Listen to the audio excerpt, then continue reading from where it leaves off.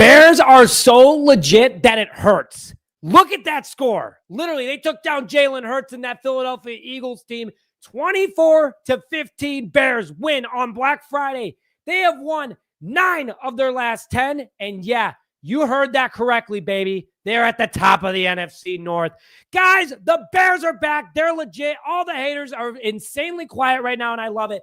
And if you're happy about this Bears win, hit the like button on this video. Along with that, too, do you love this Bears team? Comment why for yes or M for no. I do, because guess what? The Bears are sitting at the top of the North at 9-3, entering Lambeau Field as they should, and I couldn't be more excited about it. We're going to break down today's historic game, but before I get more into today's show, enter to win an autographed Tyreek Stevenson autograph by liking this video, commenting, and subscribing. Winner will be announced on Monday. Massive win for the Chicago Bears. Absolutely incredible.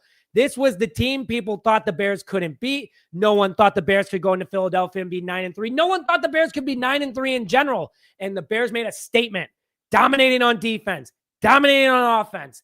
The running back room, holy moly, DeAndre Swift, CJ Gardner-Johnson, and Kevin Byard going against their former team in Philadelphia. They made those Eagles go, we messed up getting rid of those guys. An absolutely massive, massive win for this Bears team. And again, if you're happy about this Bears win, hit that like button, but let's get into the news today. Cardiac Bears 7.0 to a degree. I'm gonna call it that because this game was a little close, and at the end, you're like, oh, crap, what's going on? There were mistakes, no denial about that. But there's Bears team dug deep, did what they had to do, and they came out with the win against the Philadelphia Eagles. And I'm saying this again, the Bears are legit. Why? Because the Eagles were number 1 in the NFC. And now the Bears, depending on the outcome of the Rams game, could be number 1 in the NFC. I'm pumped up about this. Let's go through today's game. So the Bears, 425 total yards of offense compared to the Philadelphia Eagles, 317, 28 first downs compared to their 14. So Bears had double the amount. Third down conversion, Bears were on fire, 10 for 17, allowing 2 sacks, 3 punts. Yes, they had 4 penalties, but look at that time of possession. Bears owned it by nearly 20 minutes. This is the best win yet for this team. This team is truly showing that they're special. The guys are locked in, and Ben Johnson is the real flipping deal. Now, guys, before we get more into it, we're 20 away from our next goal of 40,400 subscribers. Please, please make sure you hit that subscribe button. But this Bears team continues to impress. They continue to make us believe. They walk into Lambeau Field leading the NFC North. This is 3 weeks in a row that the Bears have now led the NFC North. Are you not entertained is what I have to ask you guys. Let's go into the stats of today. So good day for the offense versus the Philadelphia Eagles. Bears, again, put up 425 yards of offense, 144 passing with 281 rushing yards and allowed 2 sacks. Now, I'll be honest about Caleb Williams. It was not his best day by any means. I think that Caleb Williams struggled at points, but he was going against Vic Fangio's defense, the 8th-ranked defense from a points perspective entering this game. And the Bears put up 25 on them. They were allowing just under 23 before this game. So Caleb Williams didn't have his best day, but it wasn't a terrible day either. 17 for 36 with 154 passing yards, less than 50% completion. There were some factors that I'm going to get into in just a second, but 14 rushing yards in this one. 1 touchdown with 1 interception. That is exactly what we needed out of him, especially rebounding after that terrible interception. And here's what you guys might not have known. 35-plus mile-an-hour wind gust. Yeah, that's going to impact some throws. That's going to impact some kicks. And that's how the Bears were able to get the job done today, running the ball on the ground. They were incredible today running the football. It's the first time since 1985 that the Bears had 2 rushers in one game with either 100 or more yards in a game. Yeah. DeAndre Swift and Kyle Monangai both over 120 rushing yards. Let's go into it. So Luther Burden was the Bears' best wide receiver today, and this shows just the factor of things. And I put it on this chart for a reason. 33 receiving yards by the rookie, 8.2 yards per catch. He was impactful throughout the game. But Kyle Monangai and DeAndre Swift, right there, 255 yards of offense rushing between the two of them, average over 5.9 yards per carry. Both of them had a rushing touchdown. Incredible duo in the back room. And I know people have been like, maybe we should get rid of DeAndre Swift. Maybe we should do this. No, we shouldn't. And Kyle Monangai, first Bears rookie with 4 games in a row with a rushing touchdown. Are you not entertained?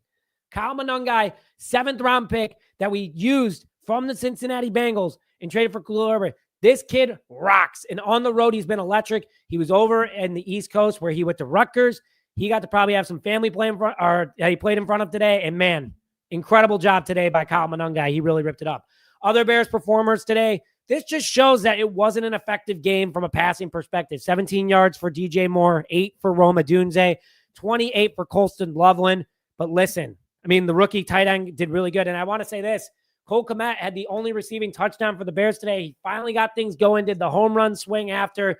Very good honor for him, 36 receiving yards and 2 first downs. So Cole Kmet did a great job, in my personal opinion. But you want to know who did do a really good job today? Dennis flippin' Allen. Defense was banged up. We had some injuries, missing linebackers, and we're 2-0 now without Tremaine Edmonds. We're 2-0 without Noah Sewell.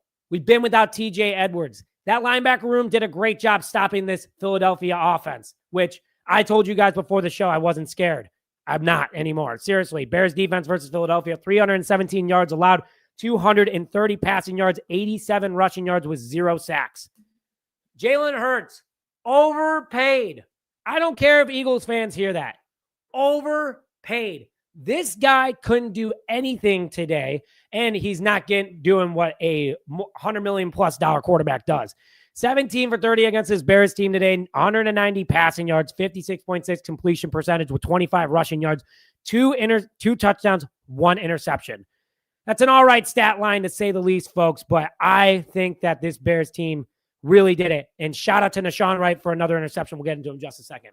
But Devontae Smith, who was a big factor going into this one, nothing really against the Bears. 5 receptions and of 8 targets, 48 yards, 1 first down. Saquon Barkley, top running back in the NFL last year with over 2,000 yards.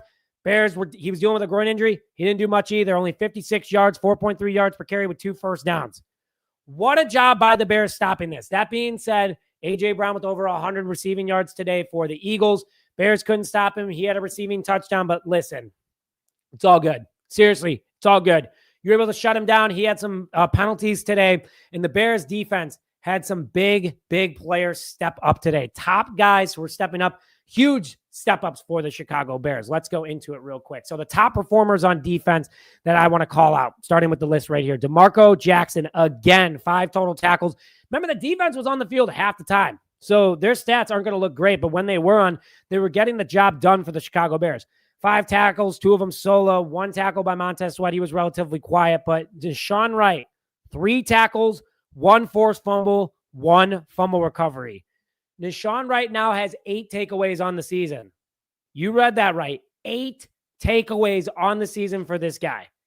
He has been electric for this Bears team. An incredible story, and the Bears should be doing anything that they can to re-sign this guy. Extend him, I don't care. This guy is special, and I am so grateful that Al Harris brought him in. He dealt with him in Dallas, and Dallas fans in our live chat today were going, man, we missed that guy. Yeah, Deshaun Wright has rocked, man. Pro Bowl status, still gets burned in coverage. A.J. Wright's touchdown, yeah, that stunk, but at the end of the day, man, this guy rocks. Let's go into more top defensive guys. And I want to talk about Kevin Byard in just a second here, but 5 tackles, 4 solo with an interception. He now leads the league again with 6. Amen with 2 tackles, 2 of them being solo with a pass deflection. Jaquan Brisker, guy was trash talking. Guy was all over the place. 6 tackles, 5 solo, 1 pass deflection. This Bears team stepped up in every way, shape, and form. They all stepped up big time. I'm a big fan of it.